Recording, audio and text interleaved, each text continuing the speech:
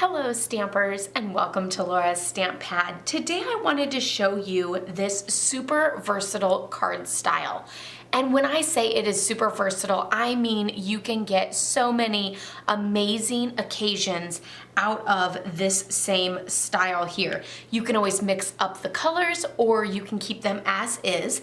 As I went with very basic colors with smoky slate as the card base. And then my banners are black, white, and I went with a silver glimmer paper. Of course, you could always switch that out for a different color of glimmer paper. The other items that I used were this amazing Witty-Cisms stamp set. So this stamp set has so many fun, cute greetings that are just perfect for all of your occasions. You have baby, graduation, thank you, birthday, a couple other ones like retirement, and a couple other ones that are just, your regular, like thinking of you, I'm just gonna send a random card to someone. So I used this stamp set for this card, and then I also used the Stitched So Sweetly dies, and that's where I got the layering scallop rectangles with that little bit of stitching. So that just gives a little extra to the card without actually doing a lot of extra. It's just a fun little extra piece that makes the card pop a little bit more because of that scallop and that stitching. So I'm actually going to show you this same card style, but I'm going to do it with the You Did It graduation one, and you could always do that with the color of the school. So my niece is actually graduating and they are the Hawks, and they're technically Kelly Green, and I'm not so sure if Call Me Clover is Kelly Green, but I think that's the closest green to it. So here I'm using the You Did It, and I'm just going to ink that up in Memento ink and stamp it right in the center. So now that we have that nice and stamped, I'm just going to take the Stampin' Blends marker, Call Me Clover, in the dark, and, well, I'm not shutting the lights off, but dark Call Me Clover marker, and I'm going to color in that fabulous little hat. And there you have that fabulous greeting. So I'm just going to layer that onto Call Me Clover in that same rectangle pattern. And then I wanted to share with you how I did these little banners. So the basic black and the whisper white were both done with 1-inch strips. And let me tell you, I had tons of strips of 1 inches.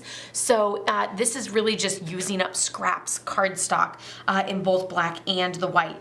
And again, with the glimmer paper, if you ever have a little bit left over but don't want to throw it away, again, perfect for this. The glimmer paper I did in 3/4 of an inch. So here is my banner triple punch. I'm just going to slide this in and punch, and slide in the basic black and punch. And then for the 3/4 inch, I'm actually just going to line it up in the middle. You can see there's actually little guides on either side that show 3/4 and punch. So now I have all 3 of my layers here in the black, the white, and in the silver, and I'm just gonna add those, and again, I could always just trim that off for how much I need, punch again, and keep using this whole strip to make multiple cards like this. So then you have that fabulous look. Now, to be honest, since this image is a little bit smaller, you could always use one of the smaller framelits, but you could also embellish with a few little bling, like some silver rhinestones or something like that all around.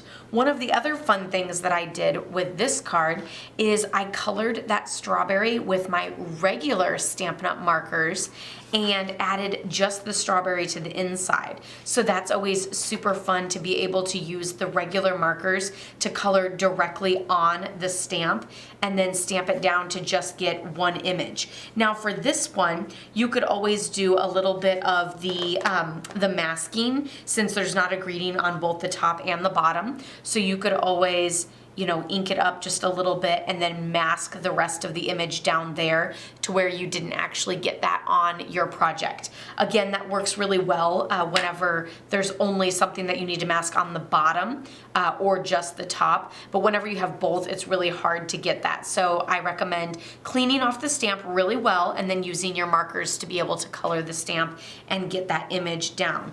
So look at how awesome these are, using the same concept for both cards, but getting such a fun, different look for every occasion. So again, check out the Witty-Cisms stamp set. It's super fun, super cute. I totally got it for the chinchilla because me and my husband always say that we want a chinchilla.